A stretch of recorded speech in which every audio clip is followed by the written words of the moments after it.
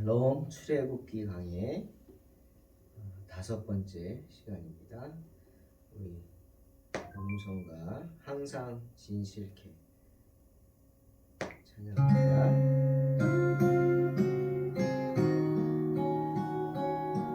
항상 진실한 삶을 살기를 소망합니다.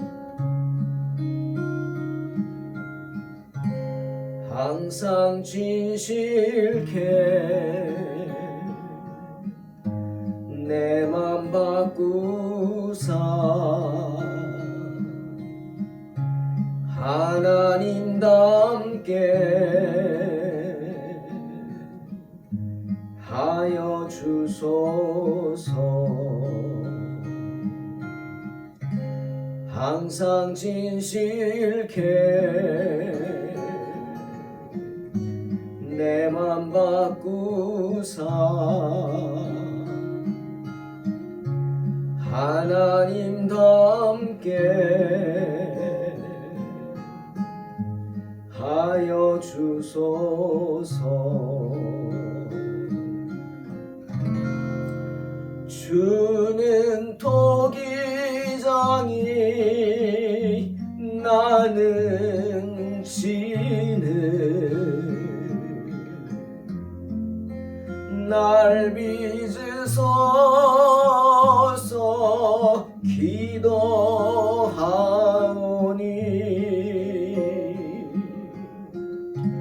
항상 진실케 내 맘 바꾸사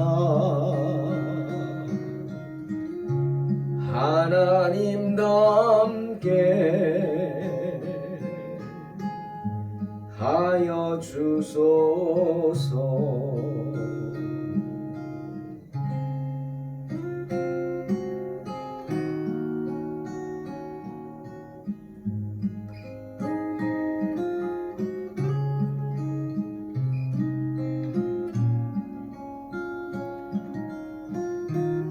너희는 마음에 하나님을 믿으라.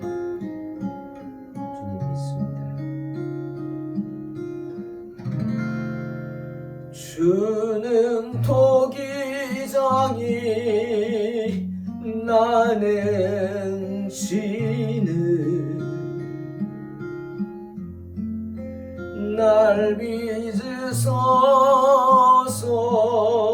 기도하오니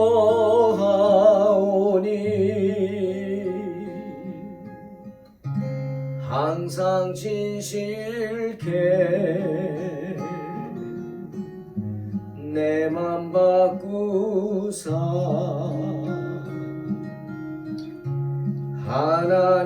하나님답게 하여 주소서.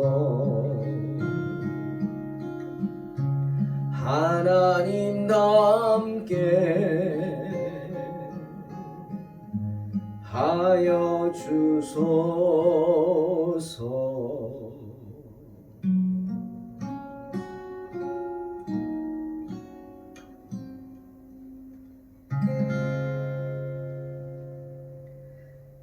아멘.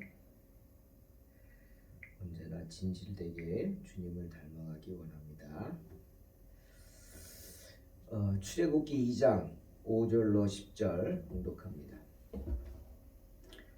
바로의 딸이 목욕하러 나일강으로 내려오고 시녀들은 나일강가를 거닐 때 그가 갈대 사이에 상자를 보고 시녀를 보내어 가져다가 열고 그 아기를 보니 아기가 우는지라. 그가 그를 불쌍히 여겨 이르되 이는 히브리 사람의 아기로다.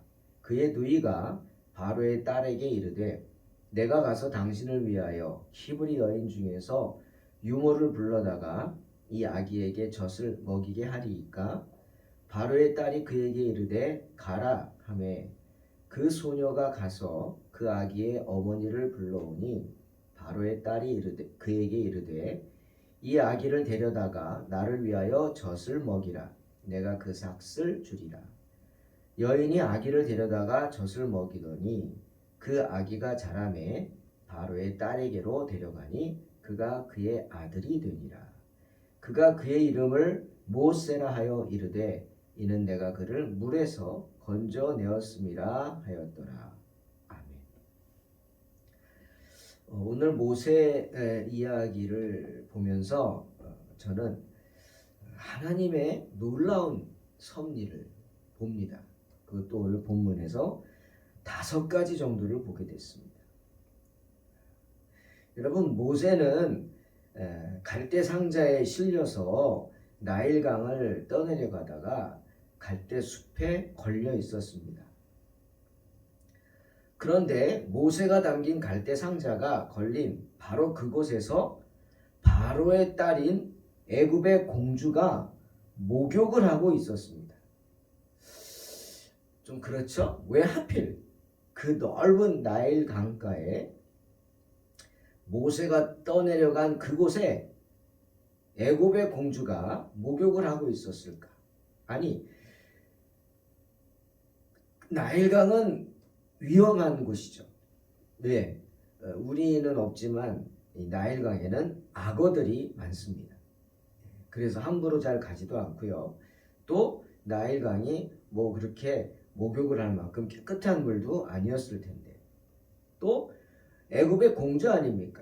그러면 궁전에 목욕할 곳이 좋은 데가 얼마나 많았겠어요. 근데 왜 하필이면 그렇게 물도 깨끗지 않고 악어가 많아서 위험한 그 나일강에 와서 공주가 목욕을 했을까?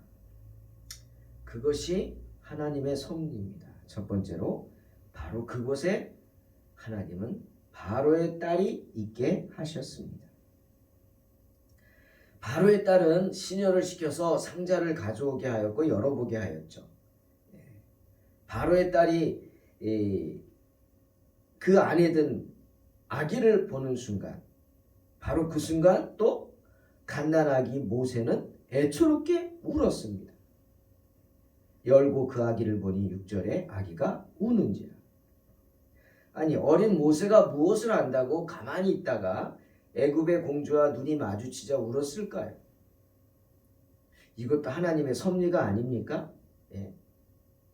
아마도 모세는 귀에 거슬릴 정도로 그냥 우렁차게 시끄럽게 울었을까요? 아닙니다. 지치고 작은 목소리 또는 너무 울어서 쉰 목소리로. 그래서 그 울음소리를 듣고 바로의 딸이 정말 애처롭게 느낄 정도로 애절하게 울었을 것입니다. 하나님의 섭리죠. 때문에 우는 모세를 보는 순간 바로의 딸은 그가 히브리인의 아이인 것을 알면서도, 오늘 그러죠? 이는 히브리 사람의 아기로다. 본인이 얘기한 거잖아요. 알면서도 측은히 여겼습니다. 마음에 사랑이 샘솟았죠. 바로의 딸도 압니다. 자기 아비가 히브리인의 그 아들들, 어린 아들들을 모조리 죽이라 명령 내렸다 사실을 알았을 겁니다. 잔인하죠. 너무 싫었을지도 몰라요. 예. 그래서 그 아이가 차마 아들을 죽이지 못한 히브리 여인이 자기 아들을 갈대 상자에 띄워서 나일강으로 보냈다 라고 생각했을 겁니다.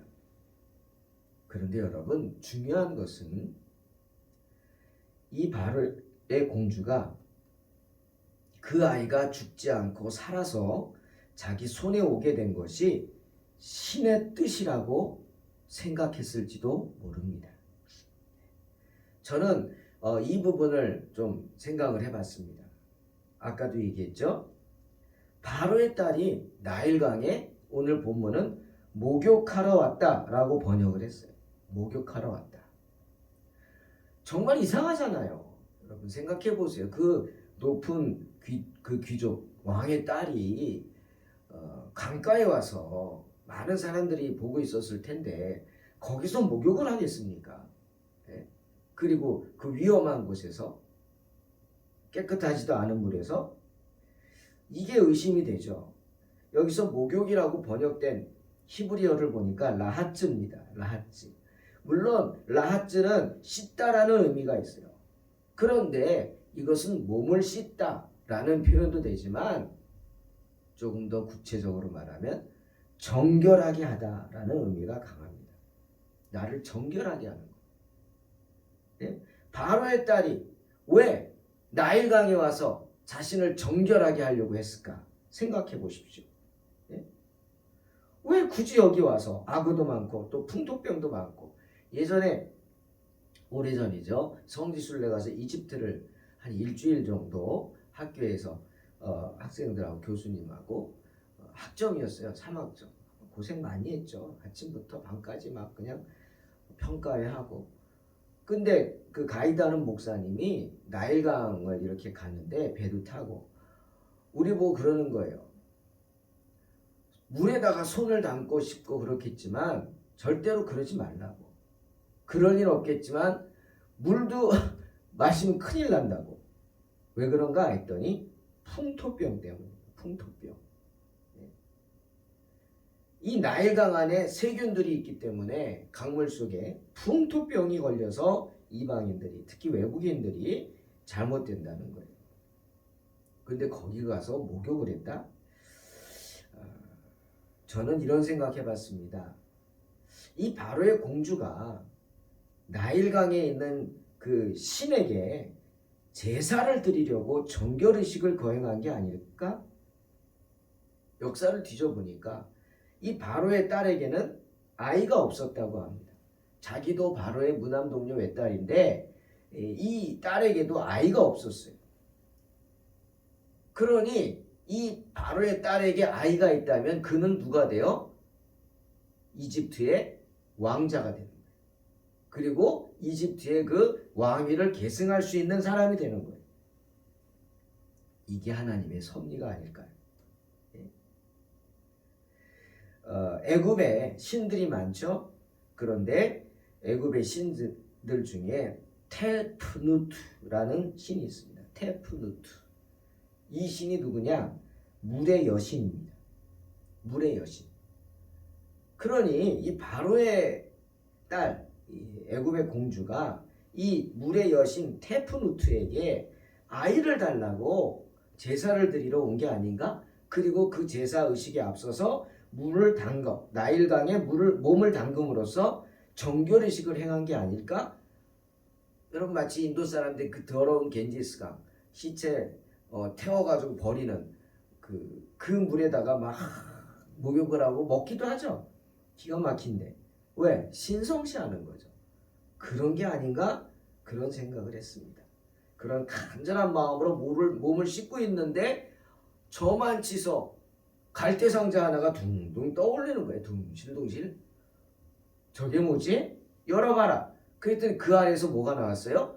갓난 남자아이가 나왔습니다. 자, 이거 어떻게 되는 거예요?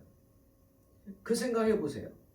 만약 내가 공주였다면 내가 지금 간절히 아이를 달라고 여신에게 기도를 하고 목욕제기를 하고 있는데 저기서 둥실둥실 갈대상자가 오고 열어보니 남자아이, 갓난아이. 이거 완전히 응답이라고 생각하지 않겠습니까? 예? 응답이죠. 신의 응답 아닙니까? 테프누트 신의 자기가 생각하는. 그러니 어떻게 그 아이를 모른 체 하겠어요? 또 열었더니 자기하고 눈이 마주치는 순간 서로 깨웁니다. 예? 어떻게 외면할 수 있겠습니까? 악어의 밥이 되라고 그냥 놔두겠냐고요. 아마도 이 공주는 이 아이가 신이 자기에게 준 선물이라고 생각했을 겁니다. 그래서 이름을 뭐라 그랬어요? 모세. 모세. 뜻이 뭐라고요? 물에서 건져냈다. 이건 직역이지만 그 의미를 좀 의역을 하면 어떻게 될까요? 신이 나에게 주셨다. 물에서 나에게 주셨다. 물이 뭐예요? 신이잖아요. 신, 물의 여신이 나에게 주셨다. 건져냈다. 내가 취했다는 거죠. 그렇게 바로의 딸은 신의 뜻을 아는 여인이었고 그런 바로의 딸의 마음을 하나님이 아시고 그 여인을 택하신 것입니다. 그렇게 믿습니다. 그만큼 바로의 딸은 영적으로 깨어있고 자비로운 여인이었다. 만약에 이 애굽의 공주가 아닌 다른 사람이 갈대상자를 먼저 발견했고 애를 봤다면 어떻게 했을까요? 데려다 키웠을까요? 그러다 죽으라고요? 그냥 악어 밥이 되게 던져 넣는 수밖에 없었을 겁니다. 마음 아프더라도. 왜? 그 아이를 데려갔다간 다 죽으니까. 바로의 명이니까 거스를 수 없죠. 하지만 애굽의 공주는 달랐습니다. 바로의 명령 두려워할 필요가 없어요. 왜? 바로가 아버지니까. 바로의 딸이니까. 이것이 바로 또한 하나님의 섭리입니다. 그리고 모세의 누이 미리암이 갈대 상자를 끝까지 따라가지 않았어요. 미리암도 어린 나이였을 텐데 이때 한 6살쯤 됐을까요? 어린 나이인데 정말 철이 들은 아이였어요. 예? 갈대 상자를 열고는 모세를 안아든 공주를 봤을 거예요. 그리고 기뻐하는 공주를 봤을 거예요. 아마 모세를 안고 공주가 소리쳤을지도 몰라요. 예? 신이시여 감사합니다.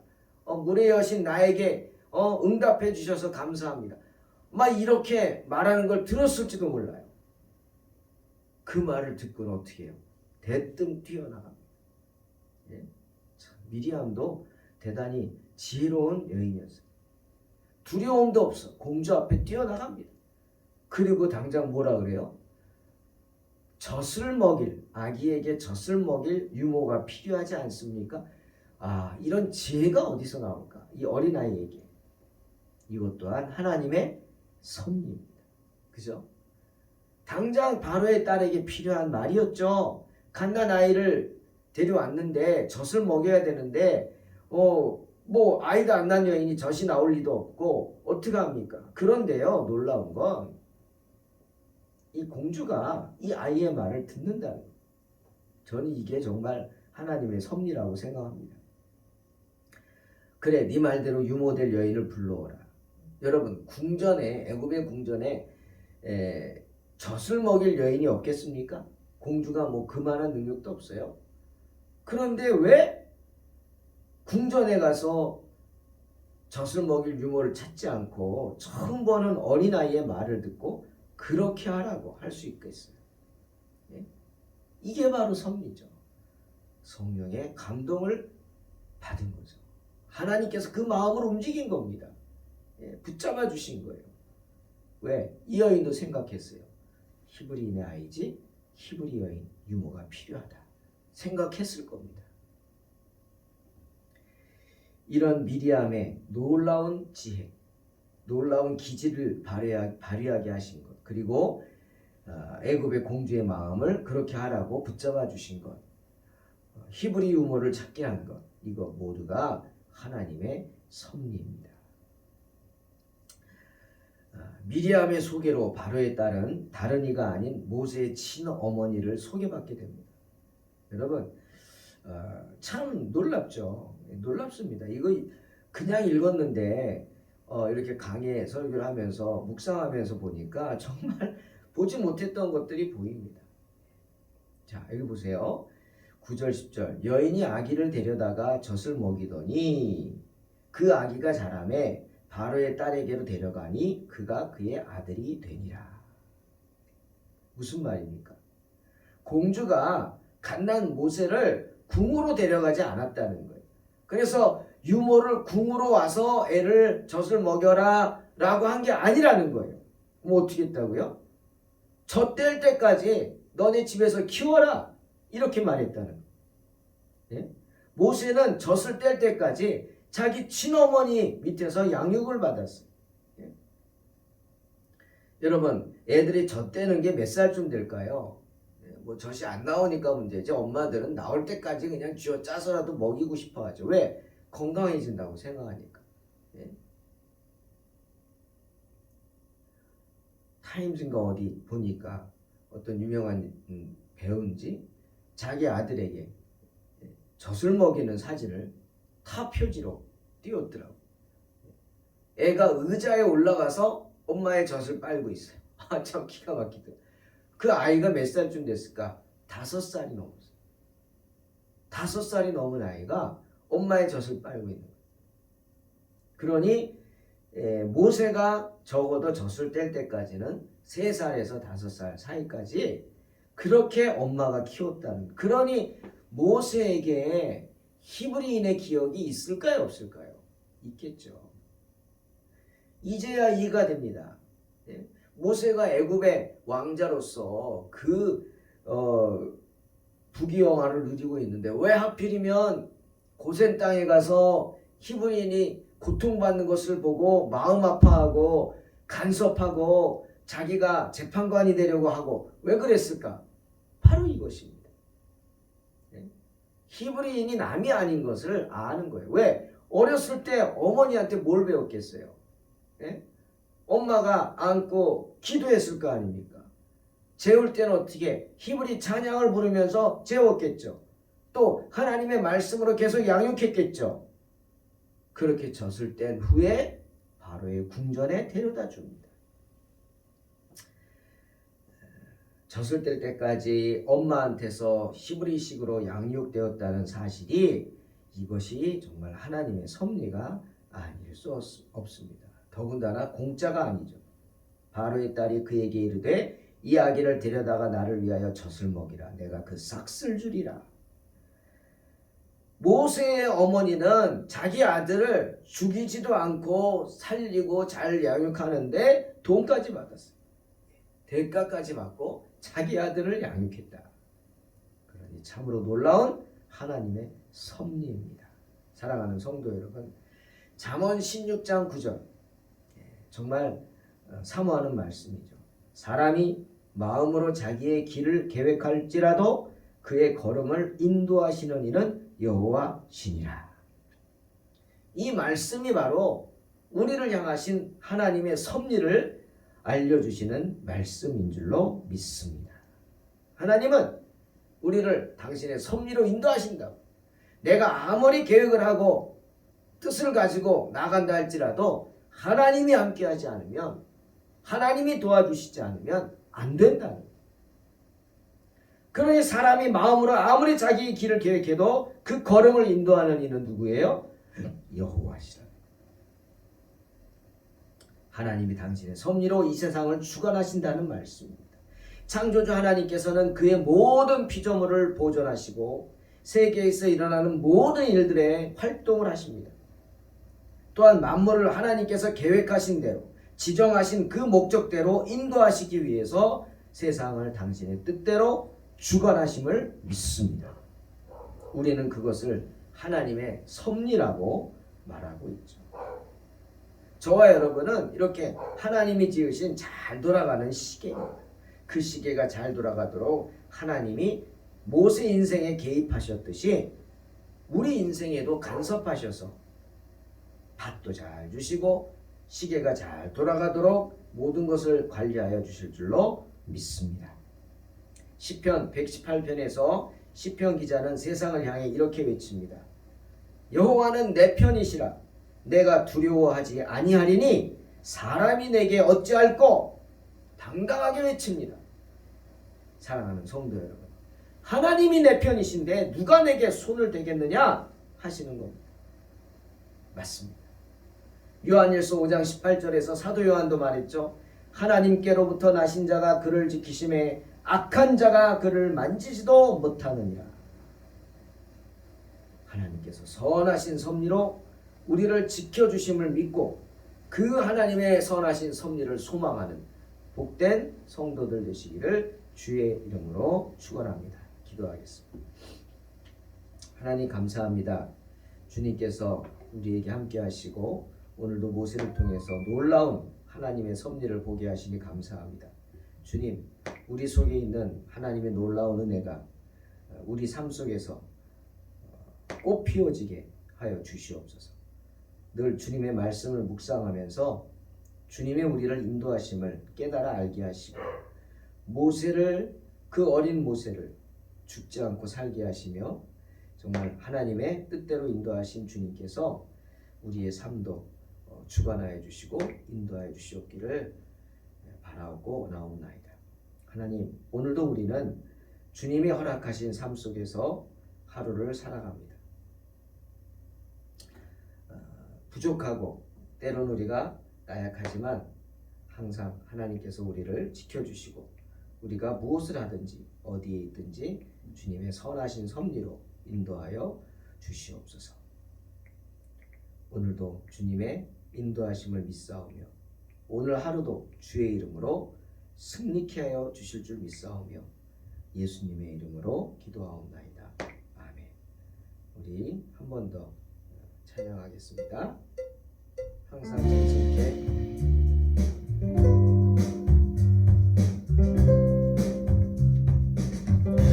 항상 진실케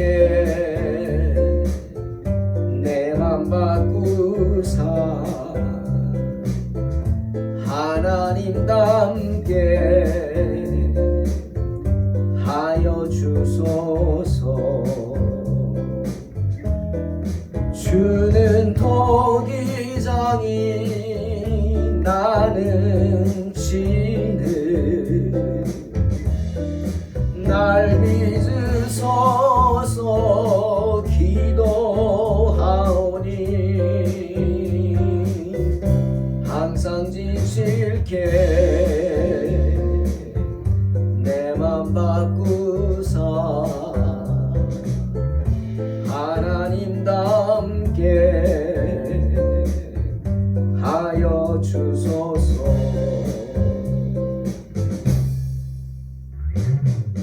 항상 진실케 내 맘 바꾸사 하나님답게